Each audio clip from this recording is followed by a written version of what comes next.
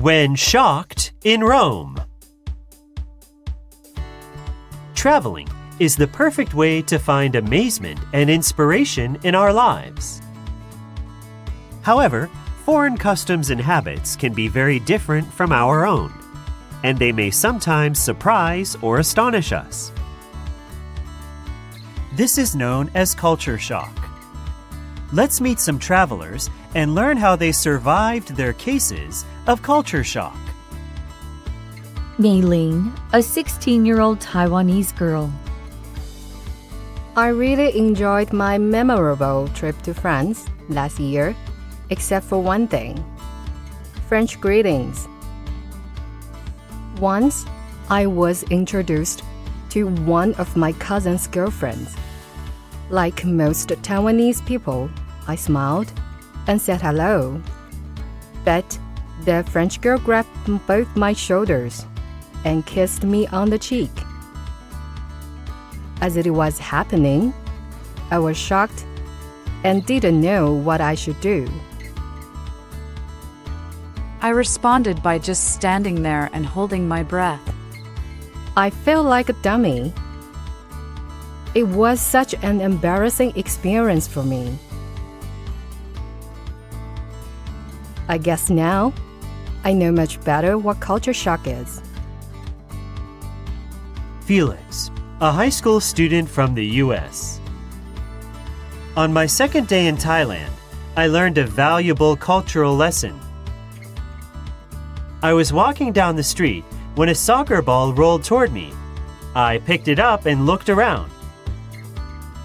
A shy young boy walked up to me and pointed at the ball. I smiled, handed it over, and patted the boy on the head. The boy's dad's smile disappeared, and he looked very angry. I had no idea what went wrong. Afterward, I found out that for Thais, people's heads are sacred.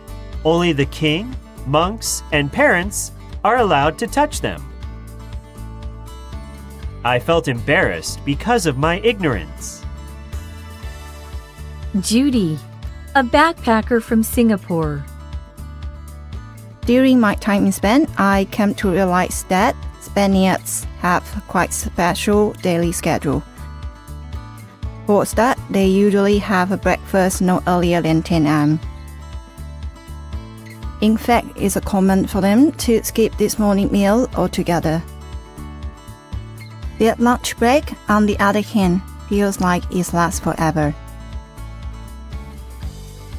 It includes the famous Spanish siesta or midday nap and can sometimes last all the way to 4 p.m.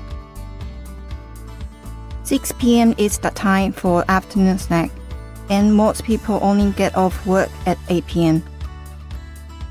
I had to wait till 9 or 10 and sometimes even midnight for dinner. Therefore, I came to realize that in Spain, the early birds are the hungry birds. If you have ever experienced this kind of culture shock, don't worry about it. It's common to be surprised or even astonished by cultural differences. In order to have the best traveling experience, be open to new things and embrace the feeling of culture shock. These experiences can teach you so much more than books ever will.